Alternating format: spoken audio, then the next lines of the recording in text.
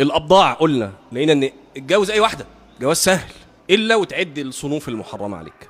تيجي النهارده اهو الجواز اللي هو سهل ده وواسع وربنا موسعه يضيق جدا على الناس جدا قدرا بقى، وتلاقي الحرام مش لازم المحارم، يعني الحرام يعني انك تفعل الحرام تقع في الزنا مثلا اسهل شيء وواسع جدا. طب ليه؟ ده هو المفروض الحلال هو اللي كان سهل. الحلال يا جماعه انتوا، انا عاوز بس اديكم تصور عن فكره الجواز في عهد النبي عليه الصلاه والسلام. فعندنا حديث واضح جدا هو ايه، التمس ولو خاتما من ايه، من الدنيا كانت سهله، بس مش ده اللي عاوز اجيله دلوقتي. انا هاخد مثال واحد. سيدنا جابر يا جماعه لما اتجوز النبي عليه الصلاه والسلام عرف انه اتجوز قبل ولا بعد ما اتجوز، مش كده؟ قال له انت اتجوزت، وابتدى ضرب بينهم حوار. عارفين ده معناه ايه؟ في المدينه زمان مش المدينه بتاعت دلوقتي. المدينه زمان بيقولوا كانت اصغر من المسجد النبوي. يعني المسجد النبوي دلوقتي بيقولوا المدينه اللي كان عايش فيها النبي عليه الصلاه والسلام هي كانت اصغر من المسجد. ليه؟ لان البقيع كان مدافن المسلمين، ده كان خارج المدينه وكانوا بيروحوا يقضوا فيه الحاجه.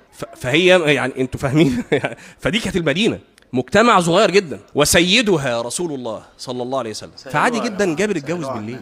انتوا فاهمين الصوره اللي حصلت ايه؟ ان النبي ما يعرفش ان جابر اتجوز عليه الصلاه والسلام ورضي الله عن جابر. فالجواز ده كان عامل ازاي؟ طيب هو جابر اساء الادب وحاشاه؟ يعني لما عمل كده كان المفروض يجيب النبي ويجيب الناس ويعمل هيصه وليله مش عارف فين، ولو غني شويه يبقوا 3 ليالي ولا ده كانه كان العرف السائد؟ جابر اتجوز صبح الصبح النبي عرف او انس شيئا على جابر فقال له انت اتجوزت؟ قال له اتجوزت. ما لاموش حتى ده. طب ما كده ما تعزمنيش كده، ما فيش الكلام ده. الحياه بسيطه سهله جدا.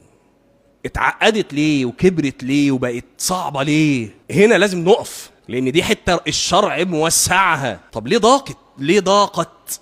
لازم نقف هنا ونسال نفسنا.